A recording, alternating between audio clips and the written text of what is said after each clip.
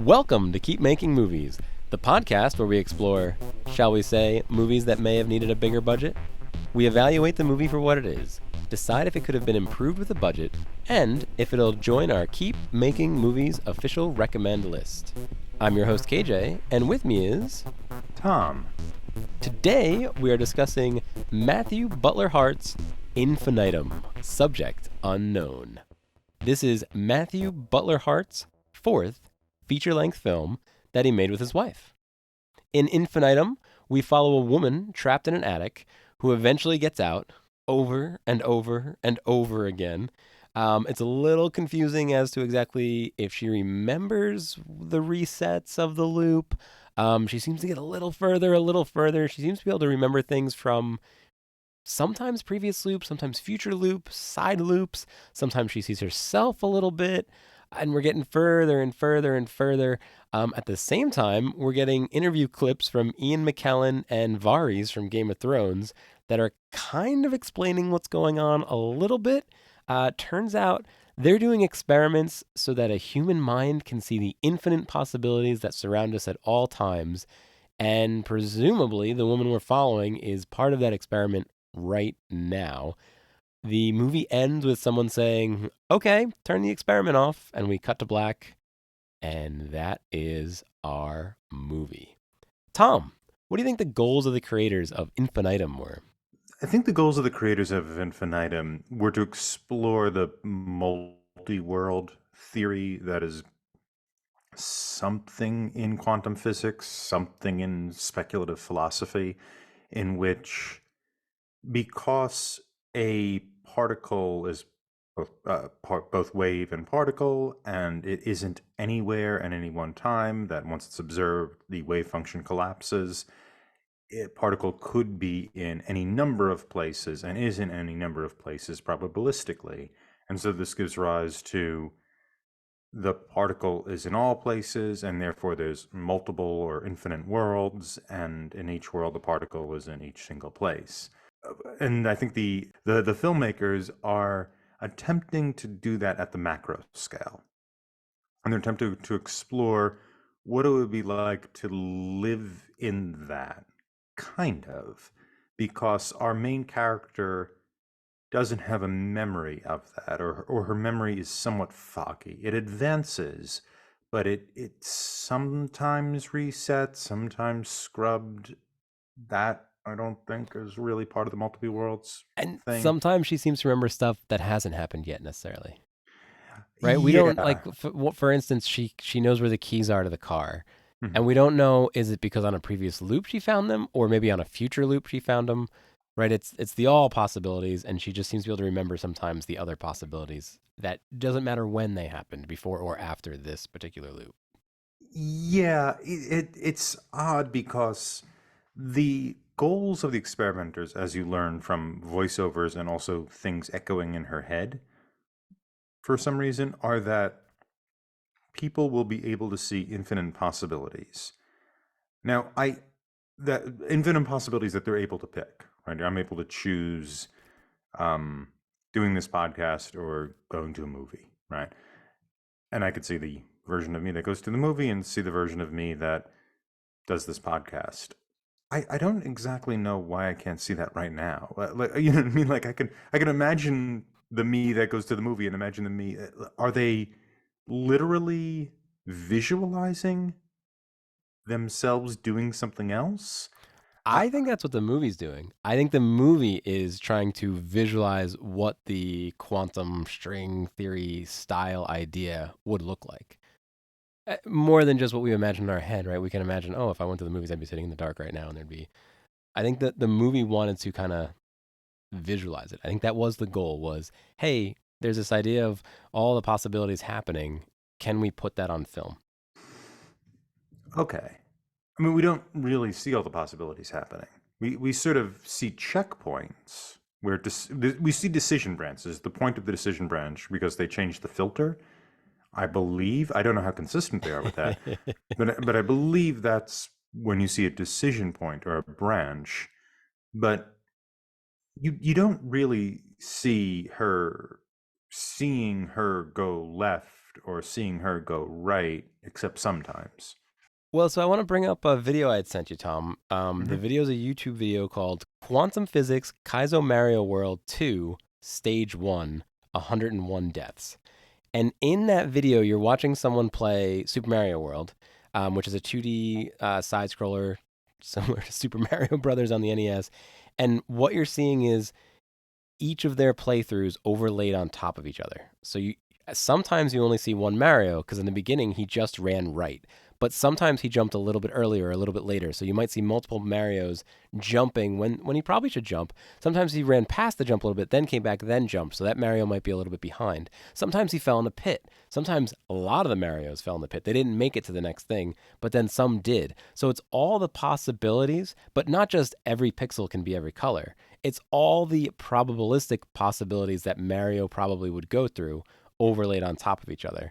And I think this movie's doing a similar thing. So it's not just every atom in every spot, right? There's no sesame seeds floating above a bagel. A sesame seed still has to be attached to the bagel to kind of make sense. But in this, we're slowly seeing all the possible things she could have done if she found herself tied up in an attic in this kind of bizarre situation that she's in. I so that's what so that's how you see the goals of the creator. We're resetting her enough times to see her do a different decision that's possible to her at every branch. I think not necessarily at every branch, and I think it's more just what would it look like if we could show the multiple Marios, or if we could show the woman multiple times. I don't think they're trying to attach anything to that. I don't think they're trying to say, oh, like we're gonna map out everything she can do, and now we want to show that.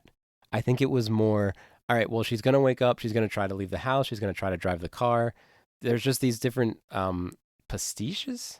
What's the word I'm trying to think of here? Like a pastiche, like a collection of things together. Yes, And yes. okay, it's a pastiche That's the of these different. pastiche, right, of these different Mhm. things.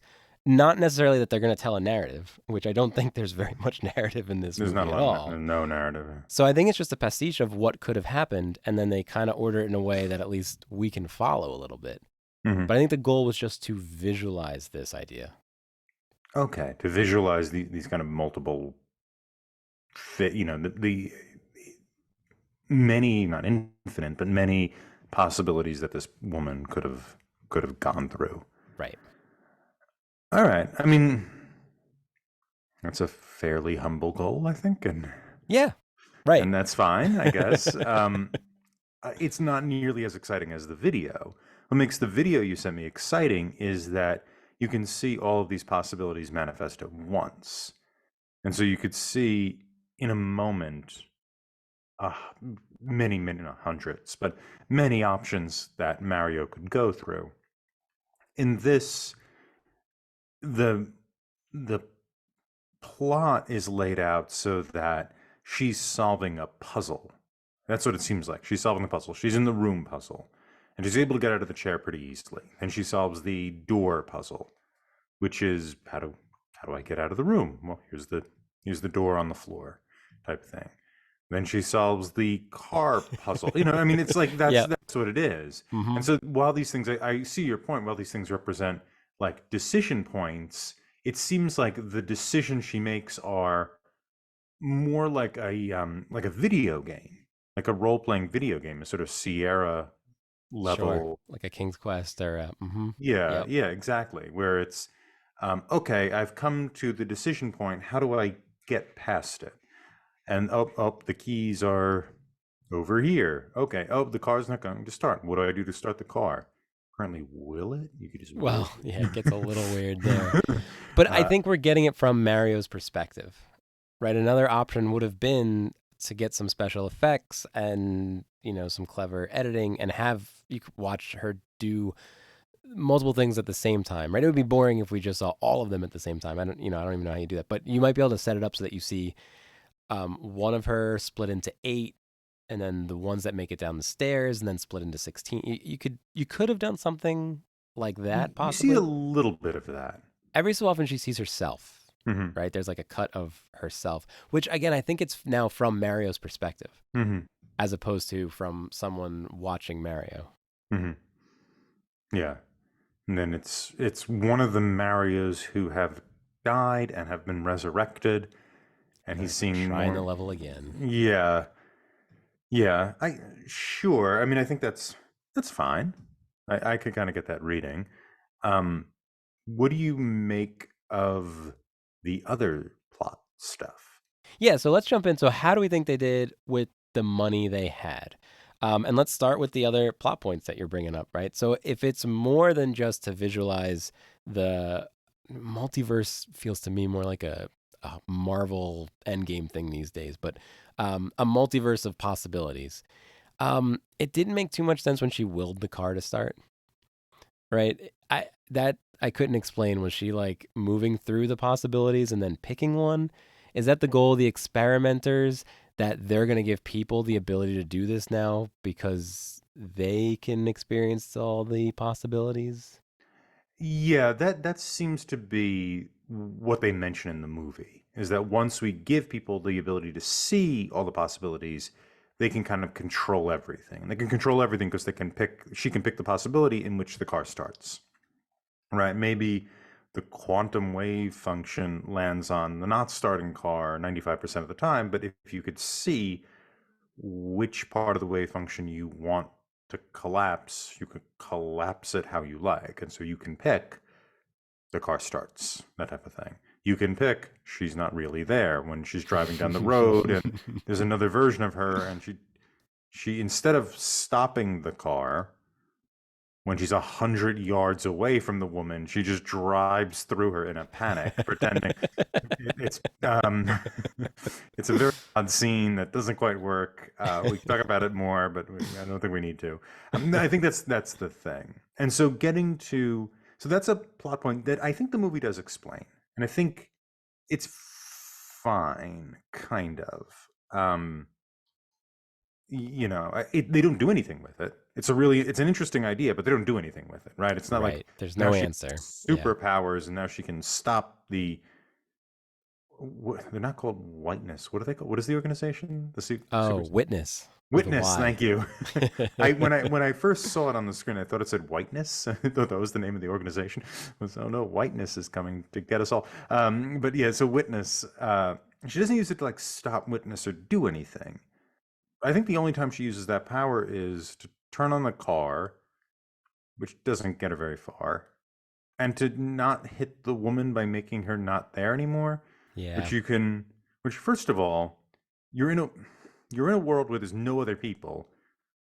Wouldn't you stop the car and want to talk to the only other person you saw?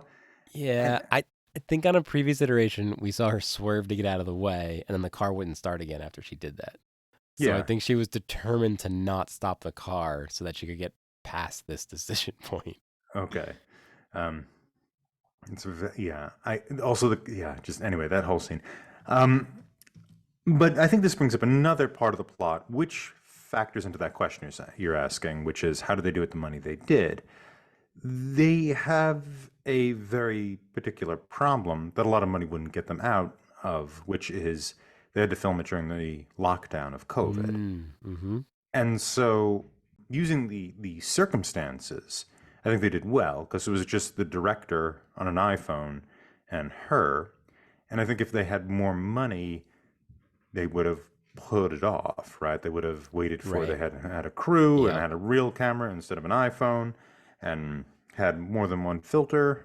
I think they use the sepia filter on the iPhone to do some of it, which we're laughing at, but whatever. It's Yeah. it's it's sort of an innovative way of dealing with a time when you really couldn't create a lot of moving pictures, and it was also, as I understand it, not intended for release. What they're trying to do is build an infinitum world with multiple Yeah. Like movies and graphic a novels and cinematic universe. cinematic universe, yeah. And this is just a sort of experiment to kind of test the parameters of that cinematic universe. Yeah, and I think also to test the phone. I think a big part of this was they were trying to figure out, is the phone a viable way to make movies after COVID lets up? Yeah, so I think that's true. That's a good point. Can we make a full length movie on an iPhone? Is that acceptable? Will people buy it? And then they explain the absence of people with a plot point in which this iteration of this woman is is lost between the worlds. Yeah, eventually she finds a version of herself that is sitting on a couch with a pad of paper saying that she's seen a bunch of her, and says, "Yeah, you're lost between worlds. That's why you can't get out."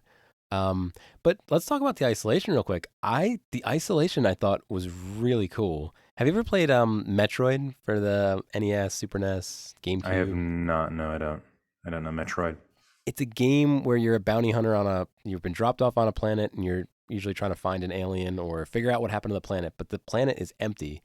And it's one of the coolest feelings of isolation I've ever had playing that game. And I felt like this movie also nailed the isolation. Not like Island, not like when we watched Island and we're like, oh, he's showing what isolation and depression feels like on an island. Not in a like an emotional way, but just in an eerie, creepy, like, why isn't there anybody here? Like this is Mm-hmm. it's when you're somewhere where you expect other people to be, but there's nobody around. So I thought they did that really well.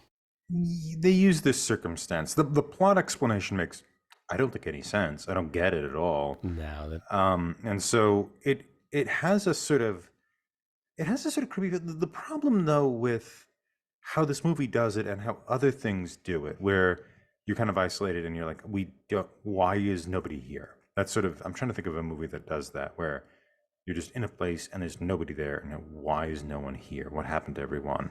Um, is that there's a threat presumed that explains why no one is there, right? There's something out there and we are isolated, and that thing that's out there that has caused this problem has to be explained, and it must be really, really bad because everyone is gone. I kind of liked the lack of threat, but the mysterious tension. I thought there was a good balance there where I felt mostly safe the whole time, but still wanted to know what was going to happen next. I still felt like, oh, this mystery is going to unravel, and I'm here for it. But I kind of also like that I'm not stressed out about, oh, is it something that's going to harm our main character? It never felt threatening. Every so She often, never feels in danger. That's true. no, I mean, every so often it flips to like there's a war going on outside or something. But even that felt kind of out of place in the movie. Most of the time, she's just kind of safe, right? Like she's tied up, but she gets out and then she gets free and then she's in a car and she's kind of smiling and kind of, There's nothing that seems to threaten her. I think that's absolutely true. And there's no, you're right. There's no sense this woman is in danger. Now, as a consequence of that, I felt a lack of tension. Right. I'm not worried or waiting, or there's no pressure. I mean, I understand what you mean. It is upsetting sometimes when you have a character you like and they're like constantly under danger. It's really stressful. Filmmakers can kind of abuse that stress sometimes. And so I get that. But I think you need to create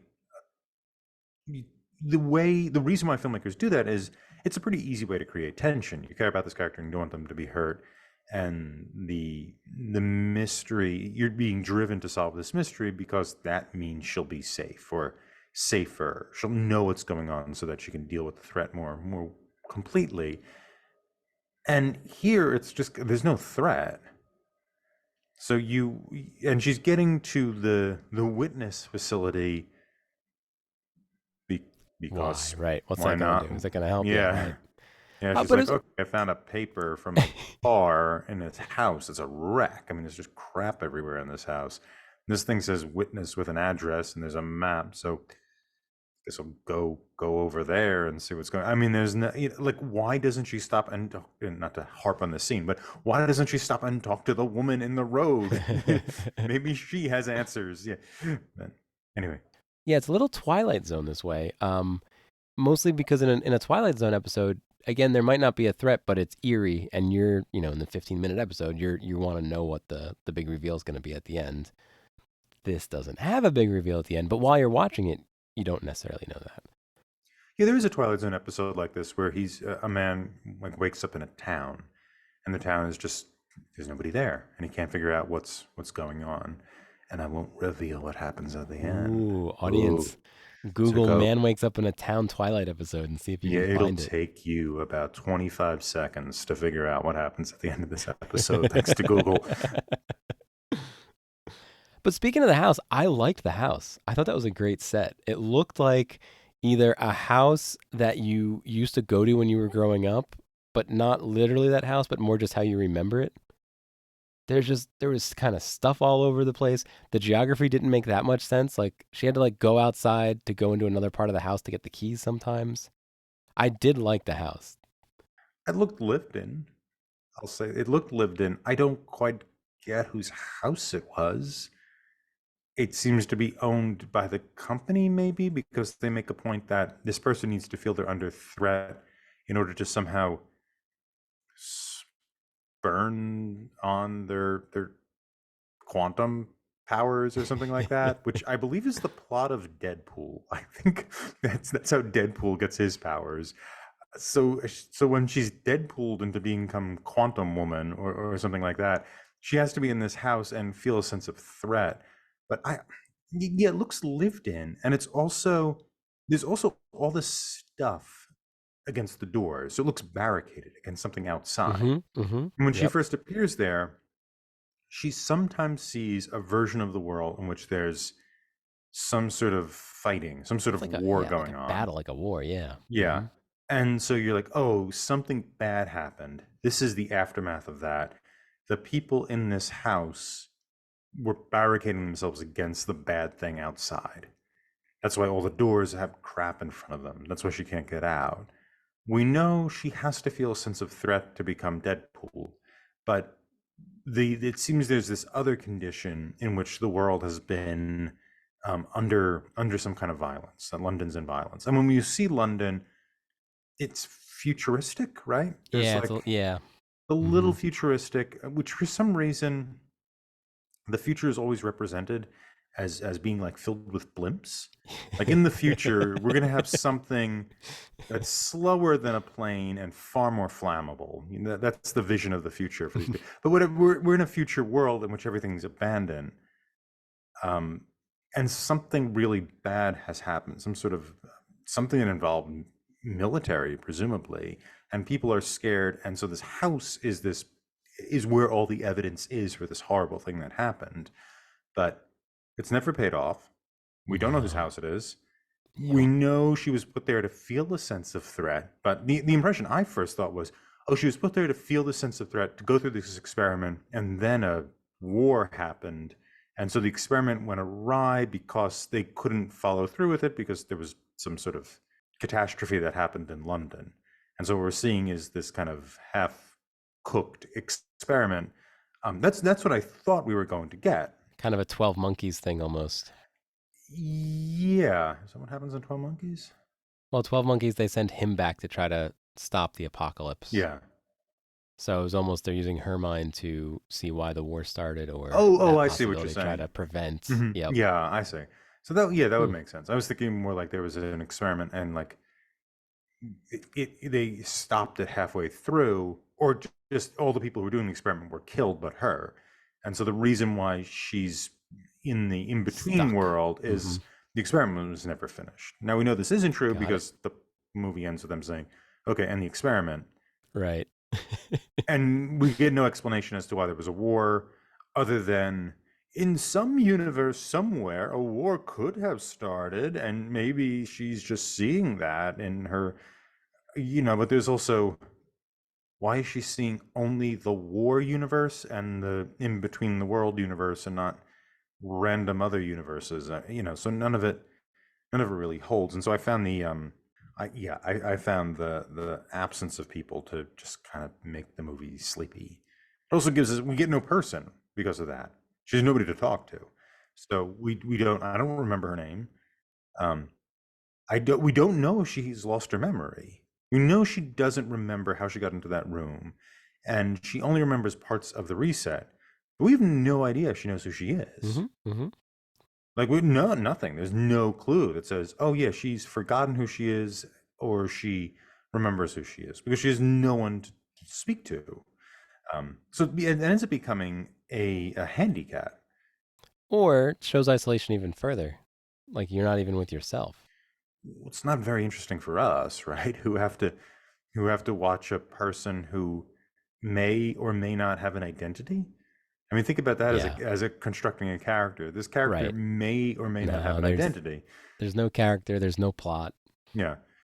Do you think a budget would have helped? Yeah, I think a budget would have, because I think, well, it's interesting to experiment with the iPhone. Can you make a full length movie with an iPhone? And I think this movie, just as an experiment that they're working on their own to help develop their cinematic universe, fine. Maybe shouldn't have been released then, but fine.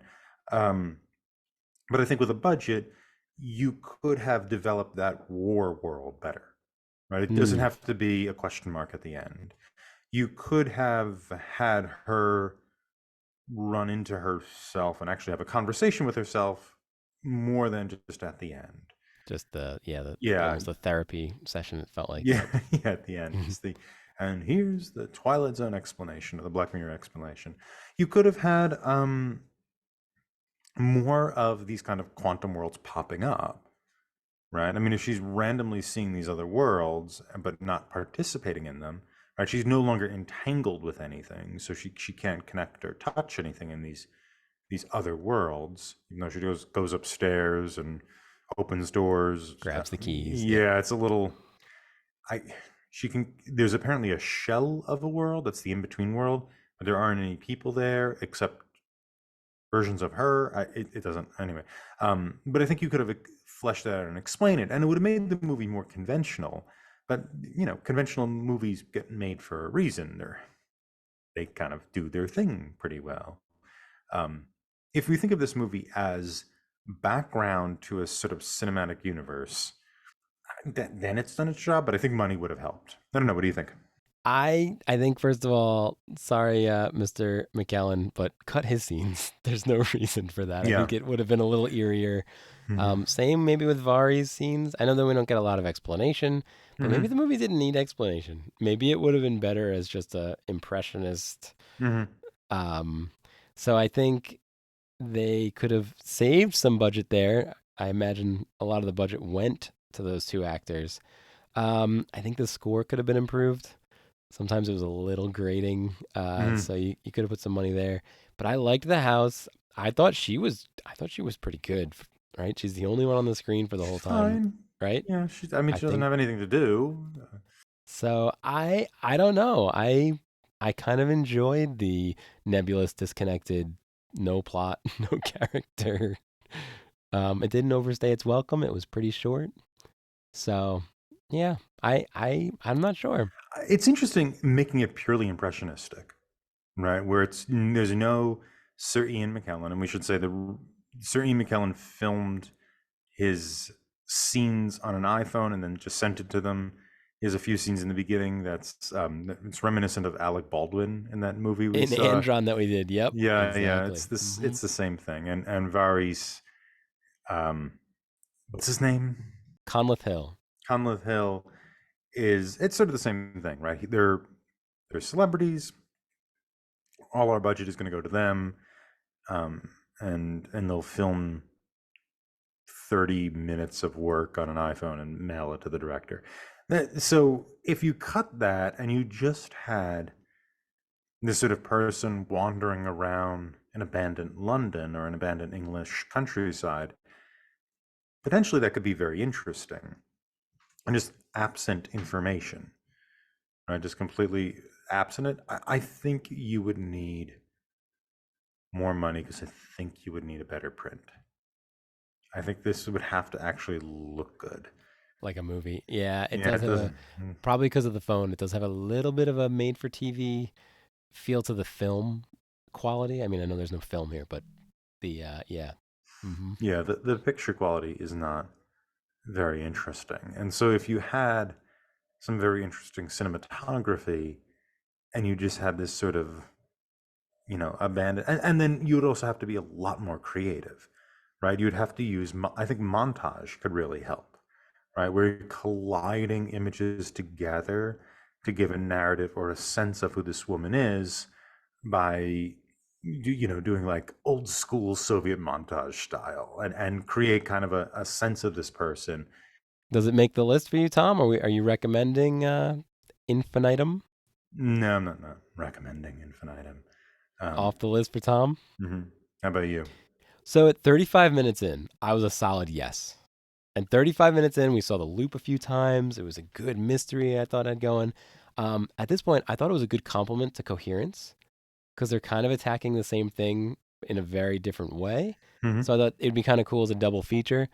Um, but then when you get to like the hour 20, really when you get to the third act I thought really dragged the movie down quite a bit. But I'm gonna go ahead and recommend it. It's a yes for me because I think it fits the bill, and I think if that third act was better, I think you'd have a pretty solid movie here. Well, it's official, audience. We have a split decision on Infinitum. So let us know on social media what you think, and then it can either make or not make the official recommend list. We're at Talking Studios. Audience, what's your favorite movie by Matthew Butler-Hart? Let us know on social media. You can rate and review this show anywhere fine podcasts are available. For those viewing in YouTube land, if you haven't already, please like this video, subscribe to the Talking Studios channel for all our exciting content, and follow us on social media at Talking Studios. Check out other shows by Talking Studios, including Talking Pictures Trivia, where we explore movies through trivia, Limited Lexicon, where we play through text-based adventure games, Get the Point, where we slowly reveal a movie poster and try to guess which movie poster it is, and Adapt It, where we explore adaptations in various forms. Got a question for us? Call the Talking Studios hotline at 201-467-8679 and leave a message.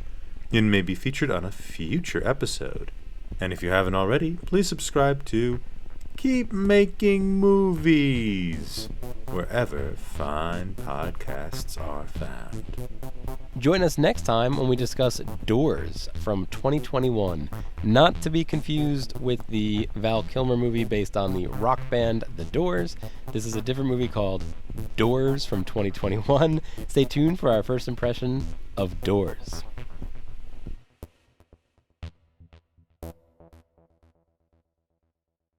Next week, we'll be discussing Doors. Tom, how was your watch? So I watched this movie a few days ago. I was busy this week and I had an opportunity to watch it on Sunday. Today's Wednesday. So it has been a few days. The movie does have some interesting visuals, but because the plot doesn't really go anywhere, a lot of it dissipates. You really don't retain the movie very well, even after a few days. And so it's an anthology movie, and the three films give you different perspectives on this world and this phenomenon that's happening in this world. But since they don't drive understanding, they're kind of flimsy. And so the memory of them doesn't stick with you. There's not a real dynamic moment. And the parts of the movie that you might credit with being most creative tend to feel very derivative. It feels like 2001: A Space Odyssey meets Annihilation meets Arrival. But yeah, it kind of drops out of your head after you see it. And I think it has no engine. Right. The anthology structure doesn't propel us to understand what's going on and to have a revelation, and therefore it just isn't particularly memorable. How about you, KJ? How was your first impression? Yeah, actually, Tom, so the first time I watched this was spring of 2022, and then again, spring of 2024 for this episode. And similar thing, when I watched it this time, it wasn't all new. I remember images from the first short in the movie, and I remember quite a bit of the second short. And then I couldn't remember the third one at all when it was starting to play. I was like, oh, what's it going to be? So, audience, when you're watching, don't worry too much about the actual plots or things because it's probably going to wash away in your mind anyway. But I did enjoy this movie.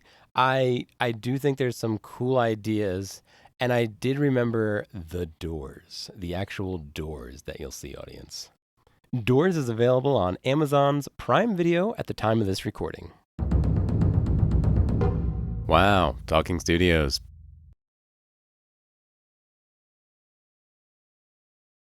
I mean, my path isn't you saw my place. It's just that loop around the building. It's not that dangerous. Oh, nice. There's not many loops left, Tom. No? Is that a Good- well, segue? no. That would be a great segue for Infinitum. Yeah. I have no idea how we're going to say the title of this movie. But no, I just mean you're not going to run on your building that many more times. Oh, that's right. Yeah. Yeah. I'm so prone to nostalgia that actually makes me sad, even though I really don't like living here. Like, oh, this is one of the last times I'm going to do this. Run around, yeah.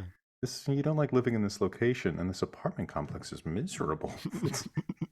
So how do you say the title of this movie? I would say infinitum, subject unknown. Infinitum. Okay. I feel like when I say it, it doesn't bounce right. Infinitum. Infinitum. Infinitum. I think it's the Latin for infinity for some reason. I thought it was just one infinity. Oh, yeah, I think it's the singular nominative. What? I was doing infinities also singular. Mm-hmm. Like you can have multiple infinities. Mm-hmm. Yeah, let me see. I'm not. Infinitum. Infinitum. Subject unknown. Or infinitum. Infinitum. Yeah, It's maybe. British. Yeah, well, it'd be infinitum. We went on and on ad infinitum. Ah, infinitum. I think it would be infinitum because then that would have that. Infinitum. Mm-hmm. Infinitum. And they're British, right? Infinitum. Yeah. Infinitum. Aluminium. Aluminium. Mm-hmm. Infinitum. I think it is. I think it's actually the genitive, the dative case, not the nominative. What's a dative?